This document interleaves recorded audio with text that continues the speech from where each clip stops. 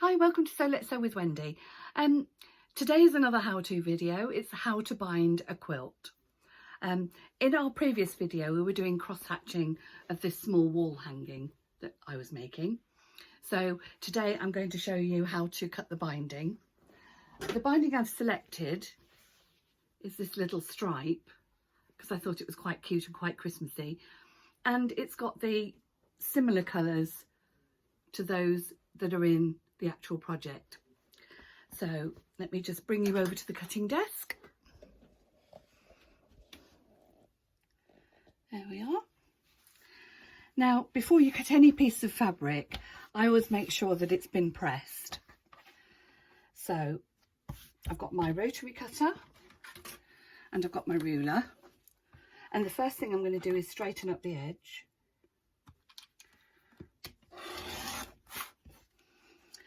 Now, I like my binding to be 2.5 inches wide. So on this particular ruler that I'm using, one side it's got inch increments, and then in the black it's got the 1.5, 2.5, 3.5.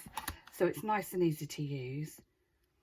And I'm guessing that for my project, I'll probably need 3 strips of fabric, but I always cut an extra one just in case. And I have a scrap bag where I put all the just in case pieces. And so if ever I want to do a scrappy binding, and scrappy binding means a binding that's made up of different pieces of material joined together, then I can do that. So here we are, number 4. And now we'll take our 4 pieces over to the sewing machine and I'll show you how to stitch them together. Right, so here we are back at the sewing machine. So what I'm going to do to join them together, just open them out. Now, you could join them together along a straight stitch here, but the way that I've been taught to do it is to join it on the diagonal. So line them up pretty side to pretty side. Go into there. Oh, I better put my stitch length back to normal. And then we're just going to stitch a diagonal line across here.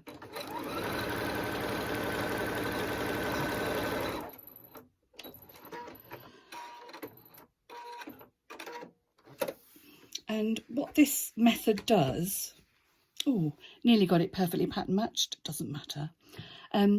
It spreads out the bulk instead of it all being in one place. So that's 2 pieces joined together. Let's do another one.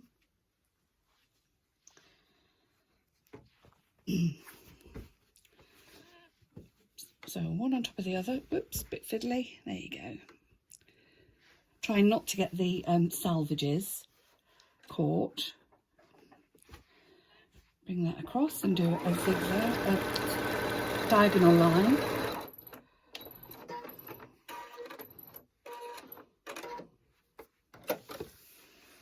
We go. I'm purposely not, well, not purposely, but I'm not worried about the pattern matching on the join, because that would just be too ridiculous, I think. But I mean, if you've got the time and want to do it, of course, yes, do it.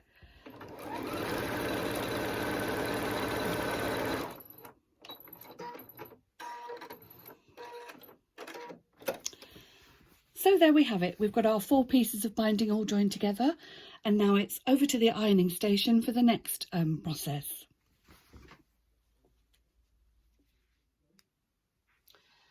Right, so the first thing we need to do is cut off all the excess fabric from the seam. And this is just as easy to do with scissors as it would be with a rotary cutter. In fact, it's probably simpler.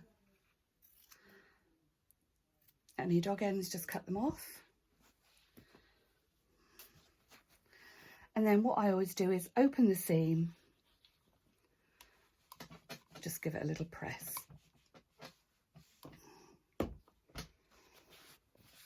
And we do that with all of our sections that we've just sewn together.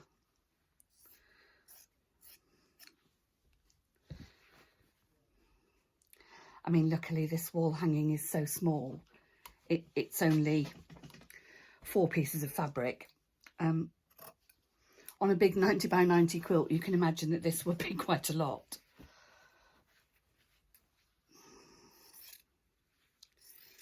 But I do think these little quilted skinnies, as they're called, the wall hangings, they're really simple to do and they're nice and quick and they make really lovely gifts.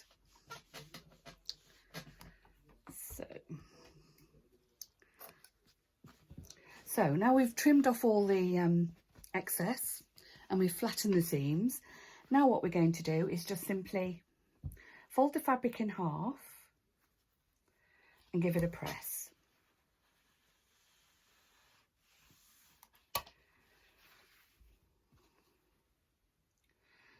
So folding in half and giving a press. I'll carry on doing this and then we'll come back for the next step.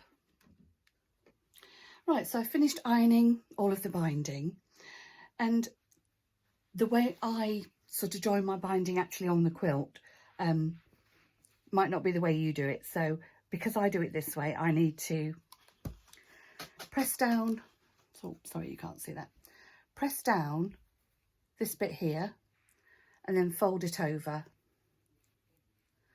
and give it another press. And the reason I'm doing that is once it's on the quilt and it's been all the way around, I'm going to tuck the end in here and stitch over it. Okay, so I'll meet you at the sewing machine. Right, so here we are at the sewing machine and I'm going to start to sew my binding on. Now, the area that I folded over into a sort of triangle, I'm just going to pre-stitch that down.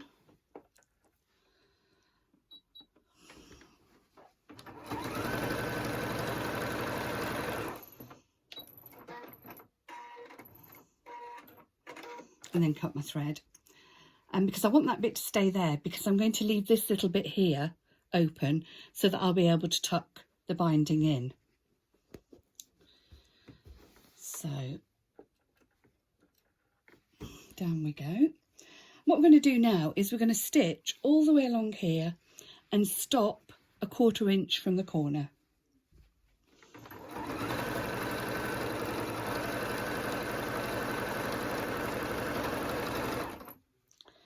Now I'll just guess 1/4 inch. Lift your needle up, don't cut the thread, pull the work towards you, because what we're going to do now is make a little pointy, oh hang on, let's move my arm out the way, a little pointy square thing. So all I've done is picked up the fabric, sort of juggled it, so your little thing here is in the corner, and then swizz your work around, go back in, put your needle down, and then sew all the way to the other corner. Oh, let's just get rid of that.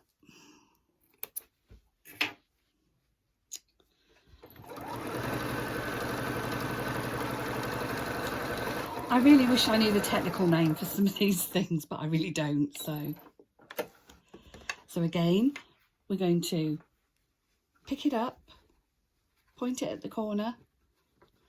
You see what I'm doing? Da-da-da. Lay it flat. Oops.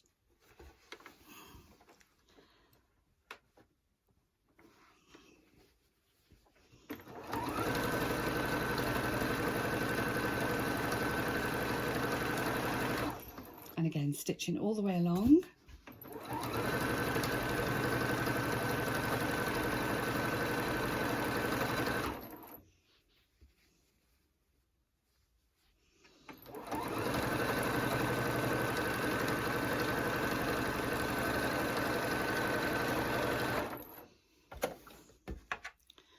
Pinch your fabric, spend a couple of minutes just getting it just so. Spin it around, make sure that thread goes back in the middle. Pop that down, stitch.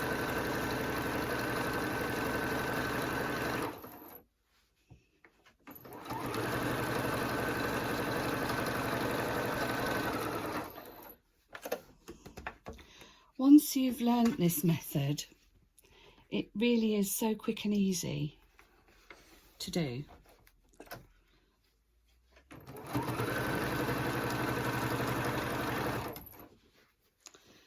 Now we're coming close to the bit that we're going to tuck in. I'll just take a few more stitches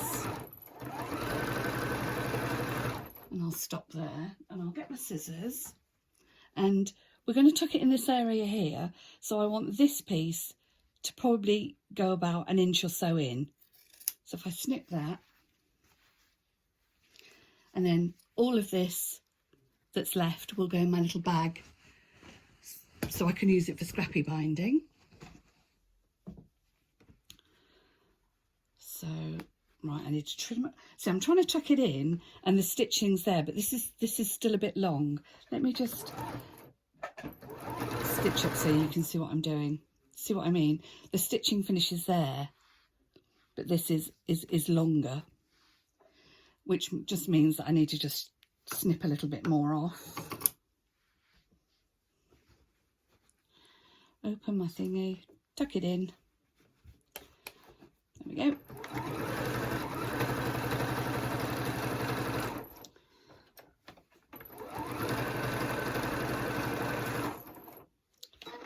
And there we are. That's the binding stitched on. We need to go over to the ironing table again, and I'll show you the next step. Right, here we are back at the ironing table. Ooh, move that out of the way.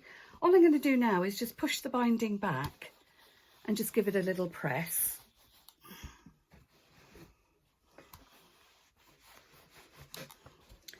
And we do that all the way around, and that's just to encourage the binding to go over the outside of the quilt.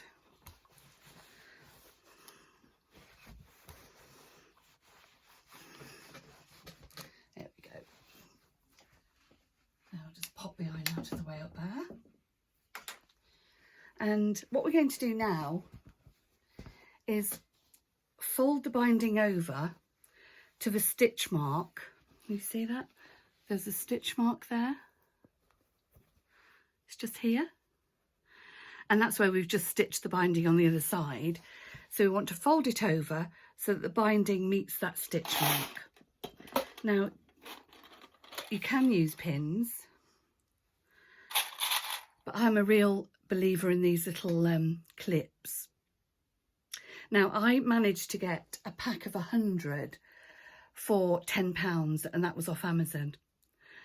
And when I ordered them, I thought, oh, I bet they're going to be really cheap and nasty. But they weren't, so I'm really pleased with that. So what we're going to do is we're going to clip the binding all the way around. And when we get to a corner, let's try and get that in camera. There we are. When we get to a corner, I go to the opposite side and fold this down.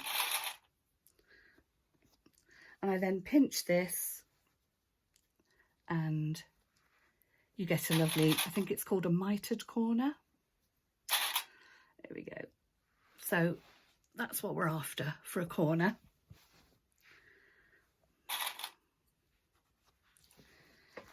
This method is for a hand-stitched finish on the binding. There is another way of doing a machine stitch binding, which is the way I always used to do it. And then I started to go on a show called Sewing Quarter. It's not on TV anymore. And I kept wondering why everybody else's bindings were so much prettier than mine, because I would sew it on the back, flip it over to the front, and then do a top stitch along here. And it's really difficult to get it just so. But of course, this way, you don't see any stitches on the front, you only see them at the back. But that'll be my next how-to video, will be how to hand stitch a binding. So I'll just carry on and do this. And thank you for watching.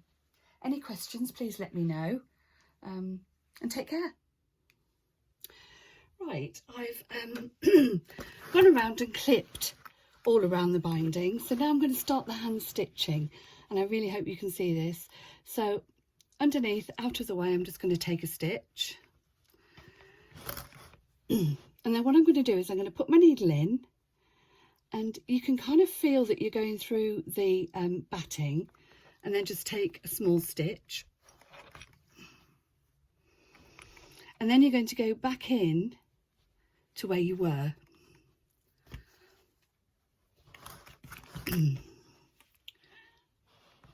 So in where you came out, you can feel that you're going through, but not all the way through to the right side. And again.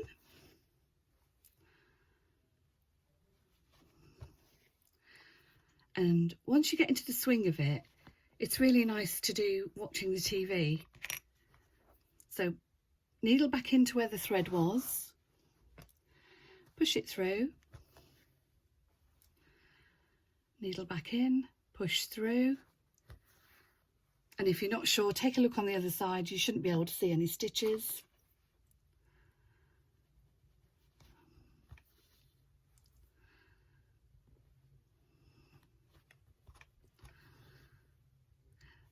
And that's how you would go on all the way round. Now, if you wanted to hand stitch the binding, you take it to the machine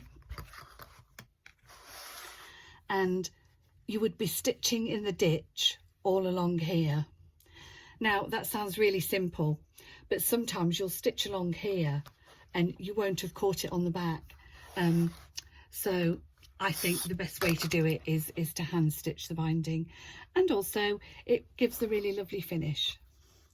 So I'm going to carry on doing this, and then when I've finished, I'll show you the finished project. Thank you for watching and take care.